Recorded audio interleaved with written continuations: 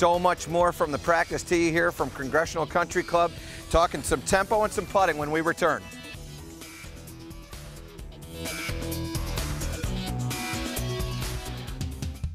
Time now for This Week in Golf History. In 1960, Arnold Palmer overcomes a 7-stroke final round deficit to hold off 20-year-old amateur Jack Nicklaus and Ben Hogan to win the U.S. Open. In 1970, happy birthday Phil Mickelson, the 4-time major champion and 5-time U.S. Open runner-up, turns 41 this week. And in 1973, Johnny Miller shoots 63 on Sunday in the U.S. Open at Oakmont, the lowest final round by a winner in major championship history. Can you feel it? All right, let's go ahead and hit that shot. 60 yards. Here we go. Oh, this looks pretty good. Oh, yeah. Wednesday, the Grey Goose 19th hole was at Congressional Country Club with a 1-hour special. 4-time PGA Tour winner Steve Flesch joins the panel as they debate all the hottest topics surrounding this week's U.S. Open. It's the Grey Goose 19th hole, Wednesday at 6 p.m. Eastern on Golf Channel. I don't know if you guys got a chance to see my good friend Charles Young right there, showing you a little bit of smoothness in that 60-yard wedge shot, but what tempo that he had, what smoothness to that swing. And I'm telling you, this is a swing, by the way, we're going to see, only 12 years old, by the way. He's going to be just, watch out. Remember, you guys remember the name Charles Young, okay, right here. And certainly all these nice people from the first tee of both Baltimore and Prince George's County, we appreciate what the first tee does, doing so much to grow the game of golf. And you know I'm all about growing the game of golf. Remember, I told you, go get one person that hasn't played the game, a friend of yours that hasn't played the game, and introduce them to the game of golf. It's a lot of fun. They'll certainly enjoy it. All right, so tempo. So critical when you get into nervous situations to pay attention to tempo, and one of the biggest things that you're forgetting about is tempo. Tempo is one of the things that leaves you when you're uncomfortable, and what I'm telling you is you've got to remember how to do this. I want to give you a couple of different drills here to assist you with some tempo. First thing I want you to do is you're going to grab your 7-iron and your 6-iron right here. I'm going to just chuck that down like that, and what I want you to do, tempo starts to change. What ends up happening is when we lose tempo, we start paying, our strong hand tends to take over more. So if I swing these two clubs together and I have good tempo, these clubs look like they're moving at the same speed. When I get nervous and I start doing this, my right hand, which is a stronger hand, is going to start to move faster, and my left hand is going to lag behind, and it looks almost like I'm swinging two clubs, which is exactly what I'm doing. What you want to do is you want to teach yourself good tempo, and this is a drill, by the way, that you can do when you're on the golf course. If you feel your swing kind of coming off a little bit, maybe you're losing a little bit, you've gone out and you've had a really good start and then a couple of holes haven't gone the way you hope, just grab a couple of clubs and swing them together. This drill right here to give you some tempo is going to let your body kind of get involved, because now your right arm is going to stay to the right of your left arm and your left arm is going to stay to the left of your right arm. And that's what happens when we use our body properly.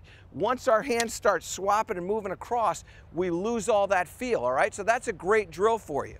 Now, a drill that you can't do on the golf course is a drill that's going to help you so many times, and I mentioned this earlier, so many times when you're swinging the club, you lose the speed of the swing and the tempo of the swing right directly when you take the club away.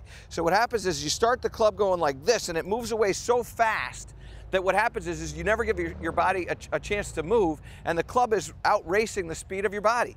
Well, what we want to do is we want to be able to move the club in sync with our body. So what you do is you just take a ball, put another one behind there, and what you're going to do is you're just going to move this ball back slowly. What I want you to do is I want the ball to feel like it's staying attached to the club all the way back until it comes up into the air, just like that. You can practice this drill. Put it in there like this. Some of you guys are going like this and you're just chucking that ball back about 35 yards. What I want you to do is put that club in there just like that. Move it back slowly. That's going to help you feel what that feels like to turn properly. I know you're waiting for me to hit it. I can feel it. So we put that in there like that. Make sure we're lined up properly. Now I'm just going to move that back slowly and then let my body take over. Boy, that got fun. Yeah. Hit it right into the sun. All right, we still have to talk about some putting, so we're going to be back. So you come back. You're watching the Golf Fix. In the USGA rulebook, you'll find 34 rules. Long ones, short ones, simple ones, more involved ones. Rules about equipment, rules about courses. So while some refer to us as the keeper of the rules, we beg to differ. Because what really makes this game so special is that, well, you are.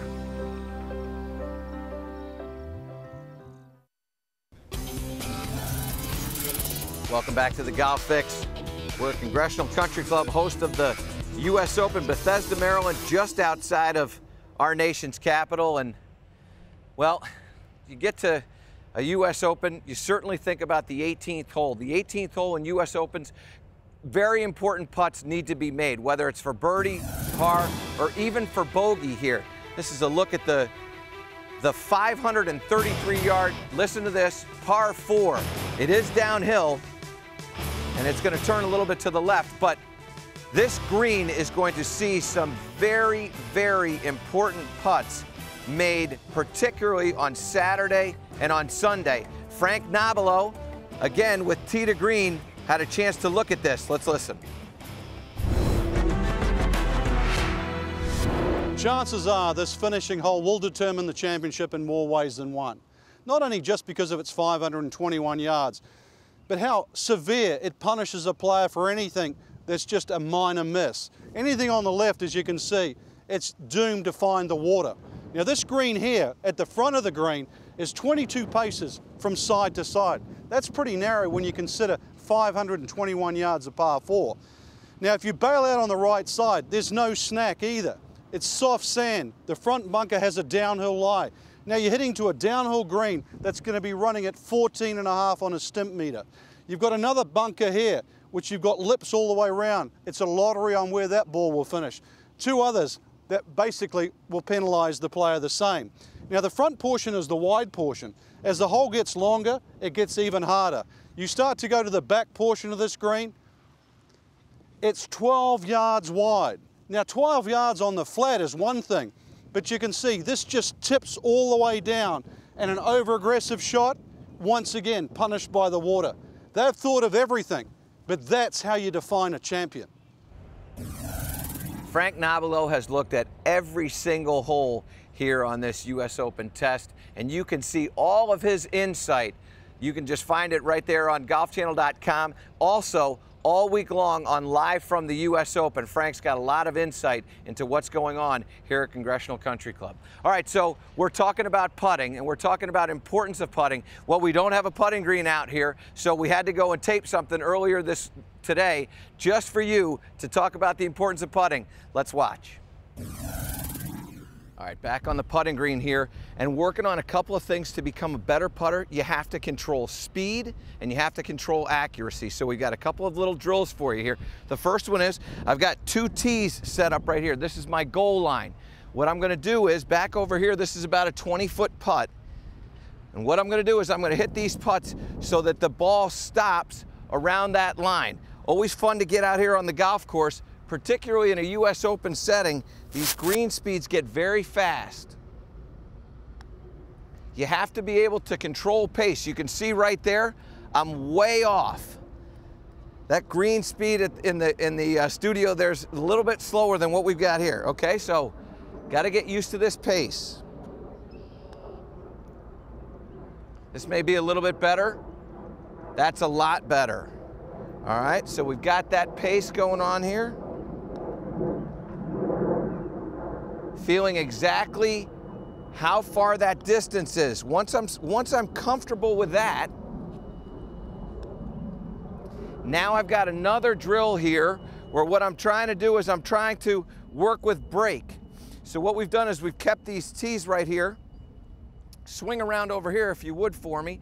And what you're going to see is down the line, I've got a tee right here that's going to, in order for me to make this putt, I've got to get above this tee. This is what we call the apex of the break. So what I'm doing is I'm seeing the line that goes around that break. Now if I hit this putt with too much speed, it's not going to have time to take the break. I did miss that tee, but I didn't hit it soft enough to take the break. So now what I'm going to do is I'm going to put a little speed into that one, and all of a sudden you can see, come on over here for me so we can look down this line right here and just show how that ball curves around that tee and takes that break right on into the hole there. So this is a great drill for you. It's probably about 9 feet, and it might have as much as maybe 4 or 5 inches of break here. And again, what you're doing is, if I don't hit this putt on the right line with the right speed, it can't go into the hole there. All right? I'm a big baseball guy, so always try to do things three times in a row. Oops. And that's the one where I missed that tee, but I didn't have enough pace, so I lost it on the low side. Can never end on that. We cannot stop on that one, okay? Set up here like that, get our... And now I blistered it. It's too much pressure. All right, now, the last drill I want you to do is you're gonna put a second tee right in here like this, and we're gonna go back down this line. What we want to do is we need to start this ball on the line. So you've got these tees set up, and they're just about the width of my putter there, a little bit bigger than the golf ball. And what we're doing is we're going to hit this right down this line. So swing over here if you would, so we can see how there's a little gap right in there for that ball. And now we're just going to start this on that line. I ticked that inner line there. This is a hard drill to do, and this is one of those that you're going to spend a lot of time practicing on. There we go. So use those tees right there. Those 3 drills are going to help you become a better putter. You're going to be able to control speed and initial direction, and you become the putter you want to be. Hey, we're not done yet from the U.S. Open. We've got much more. Our final swing thought when we return. It's the Golf Fix.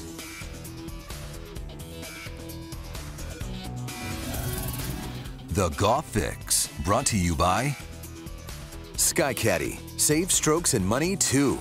Visit SkyCaddy.com today. The new Titleist 910 drivers, total performance, precision fit. Let me see the varsity. There it is. All right, give us the good smiles right there. There we go. Get one more. Let's get one more. Get one more. There you go. Here we go. It's U.S. Open week on Golf Channel, and live from the U.S. Open begins Tuesday at noon with Players News Conferences. Our experts will break down all the news and tell you everything you need to know about the week ahead. It's complete coverage of the U.S. Open all week long on Golf Channel.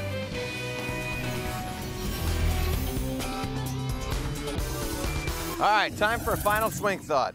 You know, you're going to see a lot of nerves go along this week, and we're standing out here on the practice tee looking dead into the sun. It's a nervous time. A lot of people around. You're standing on the first tee. A lot of emotion, a lot of nerves going on. Breathe. So many people, they forget to breathe. You've got to breathe. When you breathe, I don't want you to just kind of go, right, Charles? You can't just, you got to breathe down into your stomach and take it, make sure you get it. That's what the oxygen oxygen helps, by the way. It'll help you, I promise. Keep you on your feet. So after you do that, then what I want you to do is I want you to commit to a target. So many times there's a lot of things that can be racing going on in your mind. People are watching you. It's an important shot.